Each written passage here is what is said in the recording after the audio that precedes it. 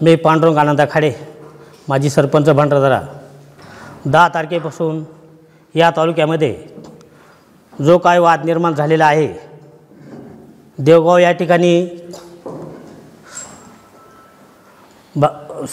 भांगरे साहेब तसेच वंदनीय पिचड साहेब यांच्या माध्यमातून जो काय पुतळा बसवलेला आहे, बसवलेल्या पुतळ्याचं त्या ठिकाणी सुशोभीकरणाचं काम चालू आहे. परंतु काम चालू असताना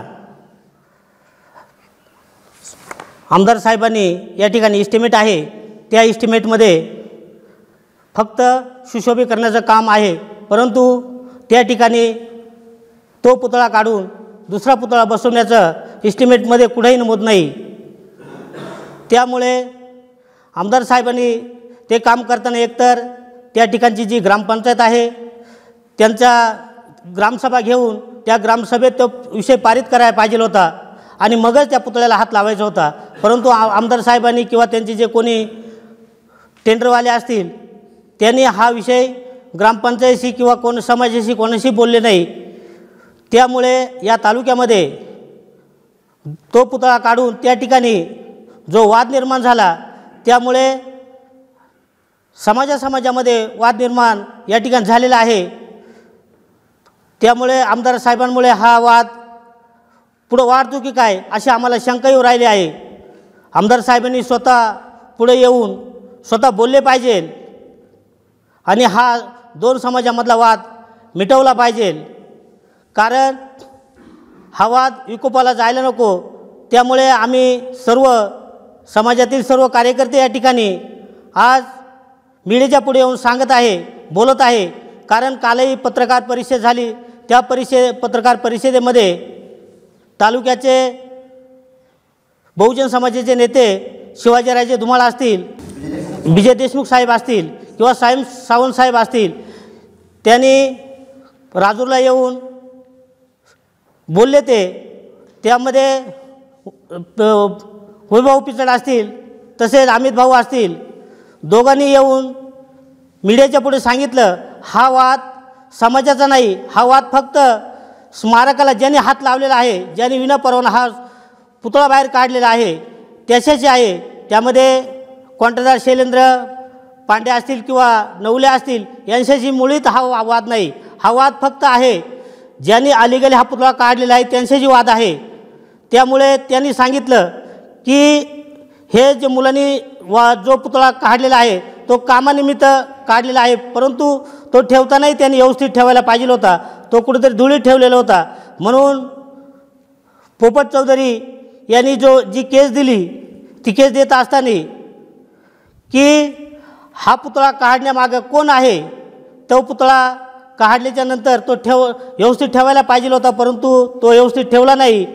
त्यामुळे केस देताना हा काही समाज म्हणून केस दिलेला नाही, फक्त त्यामागचा मास्टर माइंड कोण आहे, नेमकी पुतळा काढण्यामागे मास्टर माइंड कोण आहे तो समोर आला पाहिजे, तो समाजाला दिसला पाहिजे.